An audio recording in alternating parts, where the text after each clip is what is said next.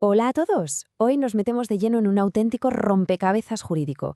Es una de esas cuestiones que, a primera vista, parece sencilla, pero, esconde una complejidad que, de verdad, es fascinante. Venga, vamos al lío. Y la gran pregunta que nos planteamos es esta. A ver, ¿qué ocurre cuando ese mecanismo que tenemos para proteger nuestros derechos fundamentales choca de frente con la decisión de un juez? Es decir, ¿puede una cosa anular a la otra? Es, como quien dice, un auténtico choque de titanes en el mundo del derecho. Entonces, ¿se puede hacer? Pues la respuesta corta es que sí. Pero, y ese es un pero enorme, es algo súper excepcional. No estamos hablando de una puerta abierta de par en par, para nada. Es más bien una rendija diminuta. Y ahora vamos a ver exactamente por qué. A ver, para que se entienda bien, tenemos que partir de una idea clave.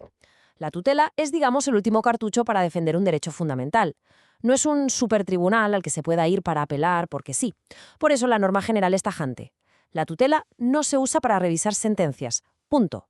La excepción, como veremos, es, bueno, increíblemente estricta. Así que, ¿cuándo se abre esa rendija? Pues solo si el caso consigue superar dos filtros muy exigentes. Pensemos en ello como una carrera de obstáculos, ¿vale? Para que una tutela contra una sentencia se llegue siquiera a mirar, tiene que pasar primero por un filtro de requisitos generales, y solo si lo supera, se enfrenta al segundo, el de los defectos específicos. Venga, vamos a por ese primer filtro, los requisitos generales. Esto es importante porque antes de entrar a valorar si el juez se equivocó o no, el caso en sí mismo tiene que cumplir una especie de checklist de condiciones que son, vamos, innegociables.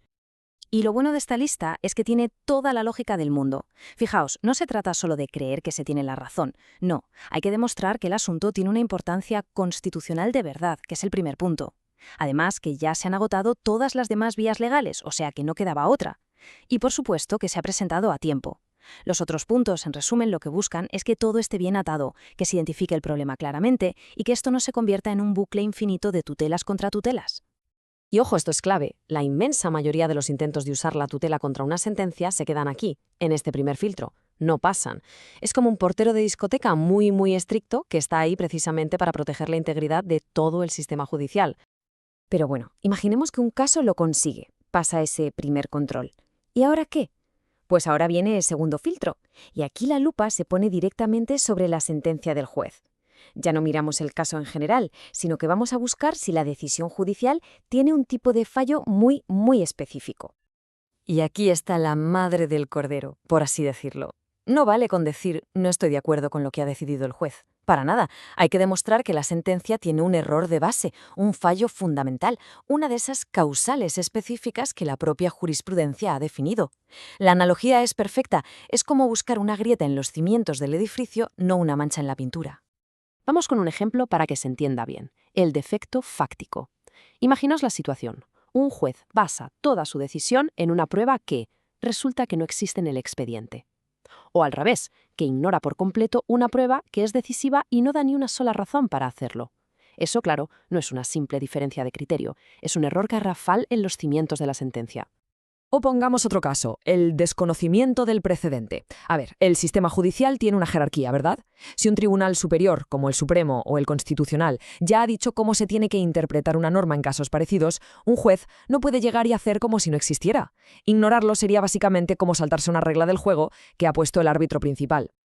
Y aquí tenemos la lista completa, los 7 pecados capitales de una sentencia, por llamarlos de alguna manera. Como veis, cubren todo el espectro, desde que el juez no fuera competente para empezar, lo que se llama defecto orgánico, pasando por errores con las pruebas como el que ya hemos visto, hasta llegar a una violación directa de la Constitución. La clave es que para que la tutela salga adelante hay que demostrar sin lugar a dudas que existe al menos uno de estos fallos estructurales. Claro, al ver todo esto, la pregunta es casi inevitable. Pero bueno, ¿por qué hacerlo tan complicado? ¿Cuál es el sentido de poner tantos filtros y tantas reglas? Pues la respuesta, como casi siempre en derecho, está en la búsqueda de un equilibrio muy delicado. De hecho, hay una frase de una sentencia que lo clava, lo resume a la perfección. Dice que todo esto es para evitar que la tutela se convierta en un instrumento para discutir la disparidad de criterios. Traducido, para que no se use simplemente porque no nos gusta la opinión del juez. Al final, todo se reduce a poner en una balanza dos principios que son gigantes. Por un lado, la necesidad de que las sentencias sean definitivas y nos den seguridad, lo que llamamos seguridad jurídica, y por el otro lado, la obligación de proteger los derechos fundamentales, que son al fin y al cabo lo más importante. Y esto lo resume genial. El sistema lo que intenta es, primero, que confiemos en la justicia, que una sentencia sea un punto y final. Segundo, que la tutela no pierda su fuerza, que siga siendo esa herramienta potentísima reservada para las injusticias de verdad y que no se queme en discusiones menores.